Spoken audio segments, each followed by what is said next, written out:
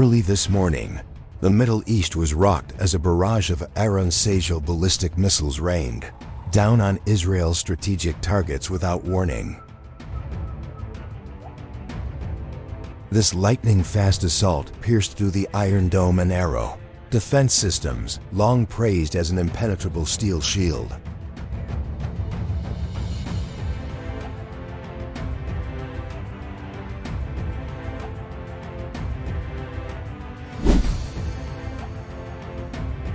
A series of relentless explosions echoed from southern Israel all the way to the heart of Tel Aviv, turning what was once a bustling and vibrant city into a chaotic battlefield in the dead of night.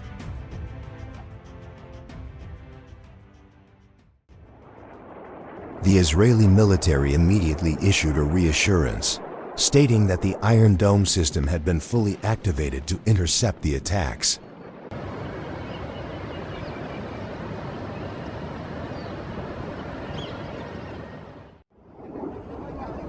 But on the ground, civilians could only look up as missiles streaked across the sky, bitterly saying, "The Iron Dome is just for show. It can't stop anything."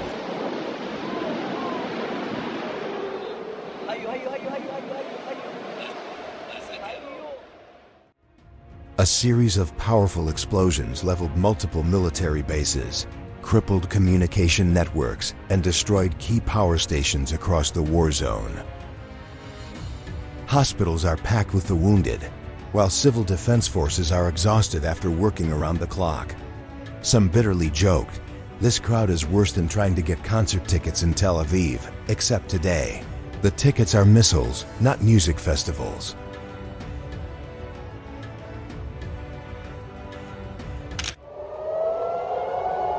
Hospitals are packed with the wounded, while civil defense forces are exhausted after working around the clock. Some bitterly joked, "This crowd is worse than trying to get concert tickets in Tel Aviv, except today.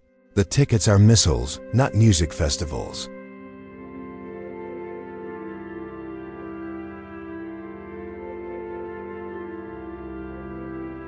Preliminary reports indicate that at least hundreds have been killed or injured.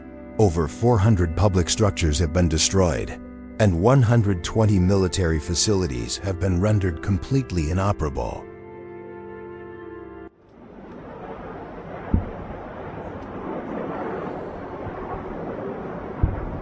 One defensive base has quite literally disappeared from the map, not because it was hidden, but because it's now nothing more than a bomb crater.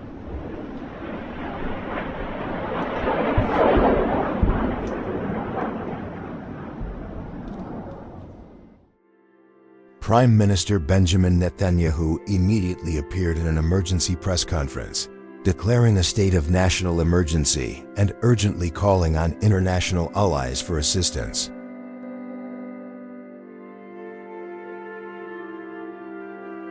But the response was nothing more than cold diplomatic formalities from Washington.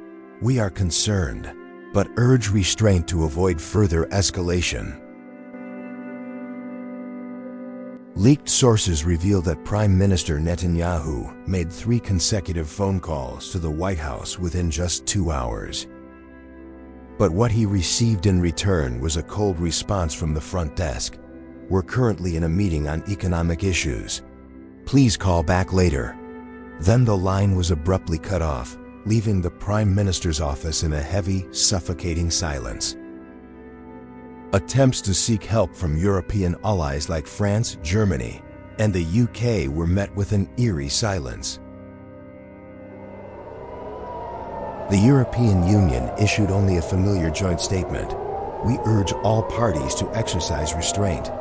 A hollow message drowned out by air raid sirens and the smoke spreading across the city. Meanwhile, the United Nations remains entangled in endless debates, not about peace, but about who's stronger, Batman or Iron Man. As for the Security Council's emergency meeting, still nowhere in sight. In Tel Aviv, emergency shelters are overwhelmed, and residents are defying lockdown orders, pouring into the streets in search of safer refuge.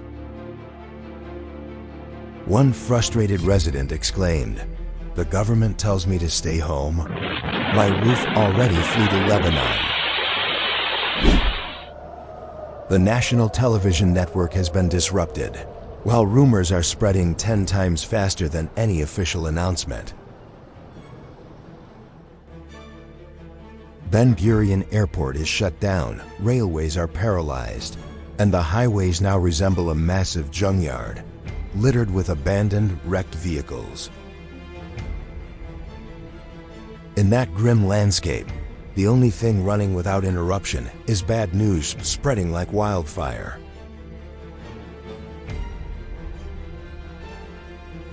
Veteran generals have spoken out, bluntly accusing the country's defense systems of being strong only on paper and PowerPoint slides, while on the actual battlefield, everything is chaotic and dangerously exposed. The opposition seized the moment to pour fuel on the fire, mocking, "They built walls everywhere, but forgot that missiles don't need to climb them." An emergency poll shows that 65% of Israelis believe the current government is incompetent, panicked, and only good at blaming others. Netanyahu slammed the table and shouted during the emergency meeting, "We cannot stand alone," only to be met with stunned stares and a chilling question. "Or should we just go watch YouTube tutorials on how to survive a nuclear strike, sir?" The White House has made its position clear. Under no circumstances will troops be deployed to the Middle East. The U.S. will simply monitor the situation and express concern from a safe distance, citing a commitment to diplomatic solutions in order to prevent the nightmare of World War III from erupting. One diplomat even bluntly admitted, "We support Israel, but from afar and at absolutely no cost."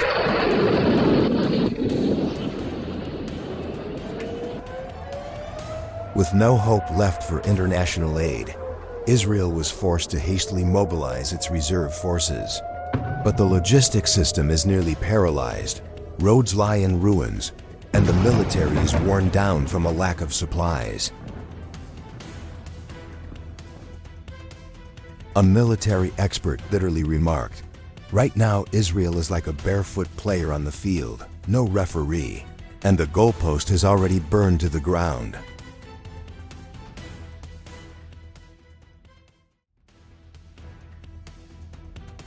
Calls to form an emergency unity government were immediately dismissed by Netanyahu, who insisted he is still fully capable of steering the nation's ship through the firestorm. But that bold speech was cut short by a thunderous explosion, turning the live broadcast into a grim and chaotic reality show of crisis.